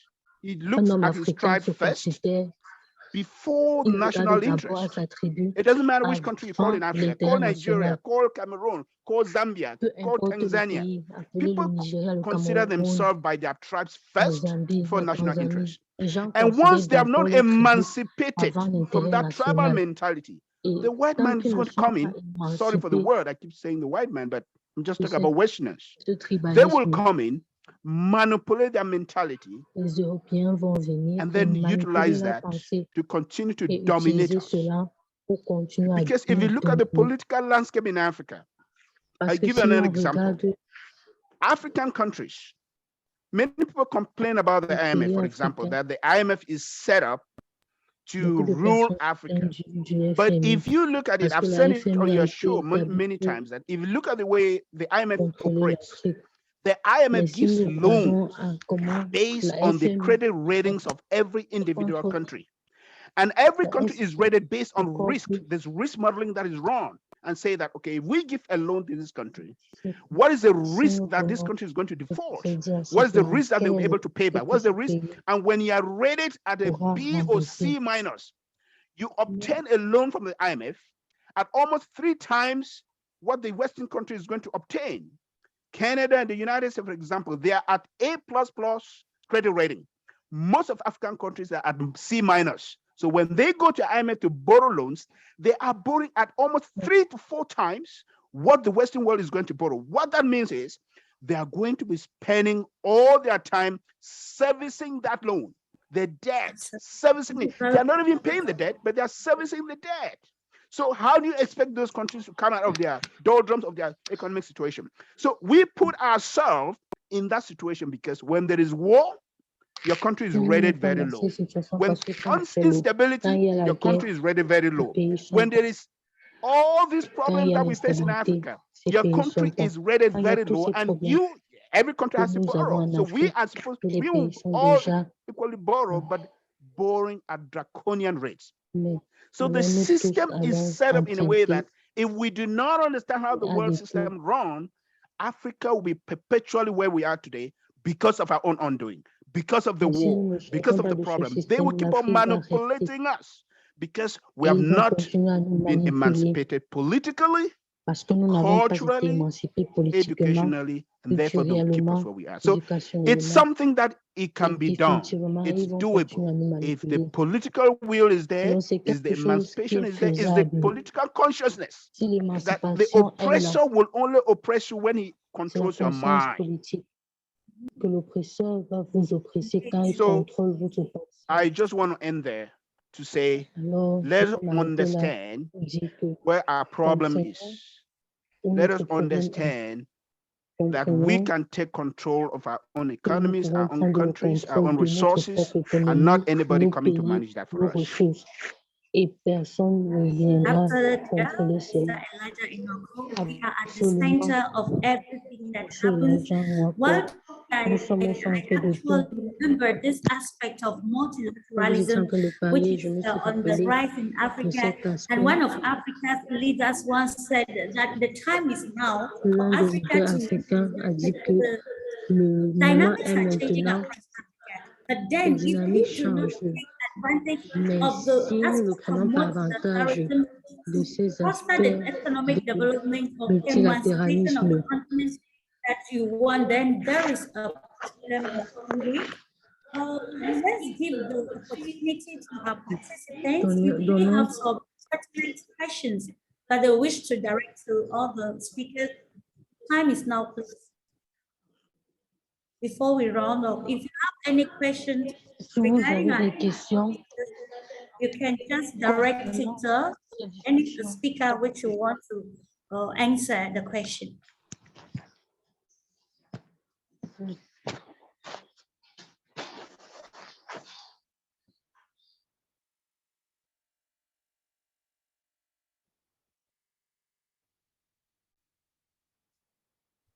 Are they shy? I was about to say that I hope that our participants are not themselves. J'espère que les participants. You can unmute and ask your question directly. Vous pouvez désactiver vos micros et poser vos questions.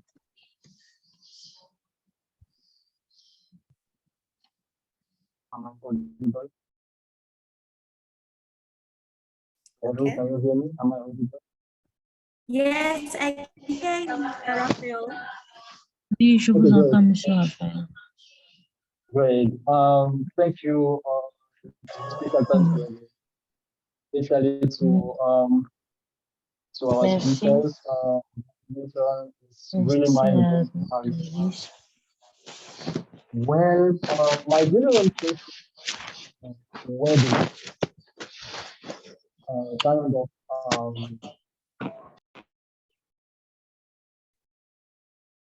I lost you, Mr. Raphael. Hello, I don't know. I don't know if the others can hear you, but then I can barely hear you. He can type the question. He can just type it. Okay, just type the question since we cannot comprehend really good. Is it better? Can you hear me? Yeah, it's better. It's better. All right, excellent. Hello. The question is, I have a very general question, and the question is générale. Really a kind of an incremental strategy. So I will have the question in two points. Well, I will again start by saying thanks to Dr. Charles. His intervention actually helped me to understand that I need particularly to read more about Africa's stories and get more detail of our governing principles. And my first question in this general how do we start is what is the kind of thinking process or thinking pattern that we need to adopt to really make the difference? It's my first question, and my first question is two guests, Dr. Charles and our Mrs. Nana. Yeah. How is there a thinking process or a thought pattern that we need to adopt to really start to create an impact? And my second question, still in where do we start, is addressed to Mr. Elijah and Mr. Clifton. Well, I really appreciate what Mr. Elijah did. Yes, we have the resources, but how are we really going to impact, or what is still, where do we start knowing all these details about the various resources that we have in our possession here in Africa? You know, what is really needed from us to really do, like if I needed to influence in my domain, for example, how with this data will I be effective? So my question, if I can just repeat myself, is where do we really start? Thank you very much for having me. Okay, thank you for your question. Okay. Merci beaucoup pour votre question. It was a general question. I think anybody can answer. C'était une question générale, alors je pense que n'importe qui peut répondre. I can just add something here to my Je brother. peux juste ajouter quelque chose. Thank you for your question. As I Merci pour meditate votre question. on Et quand what it je is that médite we need to do next in order to facilitate ce que nous the devons greatest faire transformation in the positive sense, pour que la transformation ait lieu, besides dealing with the positivement, psychological part of it in terms of liberating our à minds, which is part extremely gérer le significant problème psychologique and perhaps the most challenging thing to do, the transformation of the mind, but qui yet the est most important. la I transformation think de la that pensée qui est la we chose have la to plus understand challengeante à faire. strategy. Je pense que nous devons comprendre la stratégie. We need leadership. Okay. Nous avons We besoin need de people leadership. like you, sir, Nous who avons have besoin de personnes taken the telles que time vous to call into this qui ont program pris le temps to de expand venir dans your ce programme understanding of this very important issue. pour agrandir You know, votre compréhension sur You cette are highly importante. favored in the sense that you've taken the time and you've seen the importance of making the time to be here today. And so therefore, Vous sir, êtes you are a favorisé leader. parce que vous avez pris le And temps so de we need participer, people who de prendre have part. the Et ability to take pour cela, initiative vous êtes un leader. and then the ability to learn. And then, of course, strategy is quite important in terms of leadership. So for me, the most important document Pour for moi, la leadership chose la is plus importante, actually from ancient China, The Art of War, Sun Tzu. I think that it is a very small book, but you can study it forever. And because it gives you the building block of how you go about winning on the battlefield of life. It's not just the battlefield in terms of warfare. Life itself is a battlefield. And we have, or is a war, and we have battles each day in different areas. And so as we approach the battlefield, we need to understand in terms of leadership, what strategy to apply to overcome these challenges. And of course, once we're able to do this on a micro scale, we should be able to do this on a more macro scale. Because Sun Tzu says that if you can lead a small contingent to victory, it's just a matter of scaling it up, and then you will succeed. So I just want to say that take the time, my brother, to continue to do what you're doing, and I encourage each and every one of us on here to continue to do the hard work, because we need people who are going to make themselves available to do more than that which is on the average. We need people to make up the deficit. And of course, that is why we're having this call today. And I'm very appreciative. And thank you, Clarice, for the invitation. Thank you to all the beautiful speakers, my brothers and sisters who've made the time here. And I look forward, to joining it together again in other fora to elaborate further on this beautiful issue and to make further steps in practical terms how we move forward. Yeah, I think you make a very important point, and I just want to add to what he said, Clarice, before you take the microphone. Sometimes we feel that, what can we do? We just throw our hands in the air and say, well, what can I do? So the question he asked is very, very important. It took a Rosa Parks to refuse to give her seat for a whole movement to spark off. Sometimes we've been talking about emancipation in different dimensions, political emancipation, educational emancipation. We have found that a lot of even young people, especially in Africa, they are so disenfranchised when it comes to political emancipation. They don't want to take part in politics because you have to demand accountability from your government. I was listening to a tweet from somebody from Cameroon that the two major operators of the internet, which is MTN and Orange, they are so expensive and the government has been unable to do anything about it. Citizens took upon themselves to take action and organize a boycott of those two major operators. And the two major operators are now talking, and they started coming up with some strategy on how they can reduce their prices. That is citizens' action. It took the action of one online activist to say, hey, internet is so expensive and we can't continue with these two giants just milking us out and everything. So what you can do in your own corner, my good brother who asked that question, you should be involved. It is not the one person, the opposition in your country, whoever, who needs to push for change. Whatever it takes at your own little corner to push for change, do it. Be involved in the actions of your country. Like Dr. Charles said, you should be involved in the policy making, in politics, in organizing local community organizations. Let's be active and involved in these things because it's not going to happen overnight, but it will happen at some point. Number two, he asked a question about where can he get information about some of the things that I mentioned. It's quite open. If you go to the United Nations Development Index website, you see all this information about the potential of Africa.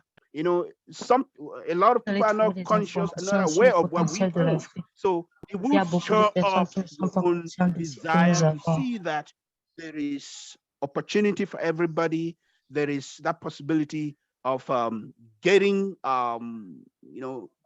being part of the process of change because the resources are there, everything is there. So again, you and I can be part of that change that we need, that emancipation, educating ourselves, being involved in the political process, being involved in community organizations and pushing for change. You can do it, I can do it. I think that's a really great submission. I think my only addition to this, thank you so much for your question earlier. You mentioned what type of values should the African have. I think what I would like to share with you today is the African principle of Ma'at is a principle I personally live by. It's an ancient African principle of harmony, justice, and balance.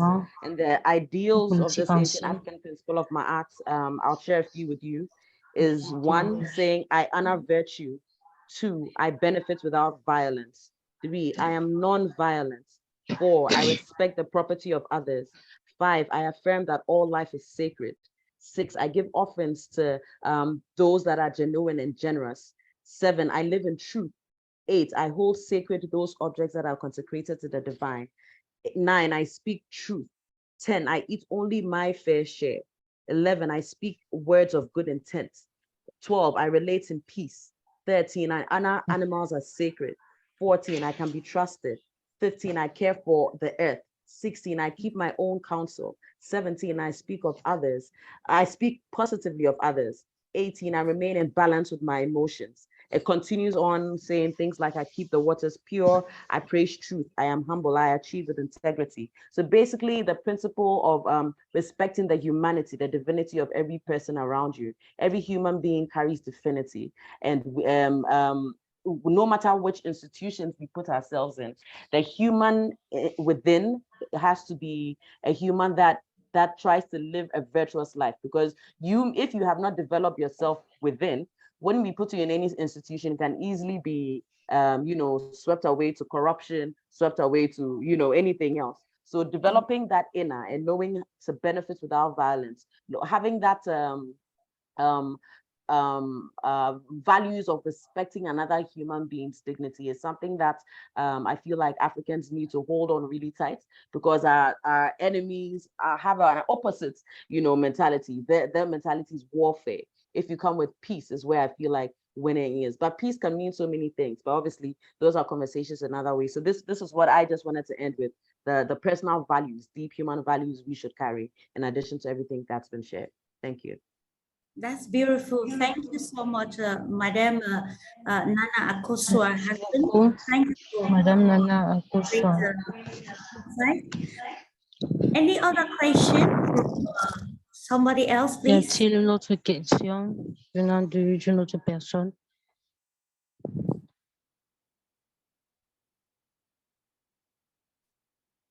Hello, everyone. Any preoccupation from the participants? Y a-t-il d'autres préoccupations?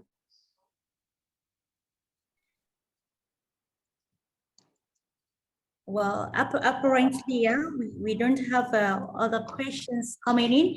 Just to add something to the question Et we juste pour ajouter à la question que vous avez posée. Raphael, about the availability of data. Some Par days rapport à ago, la disponibilité yesterday, on another platform, at the piece sur of une autre plateforme, advancing development in Africa. And one point that somebody brought forth was the inavailability, or the failure of governments, various governments across Africa, to provide the necessary data that Africans need. We cannot so reach Africa and we don't have the internal data that concerns the continent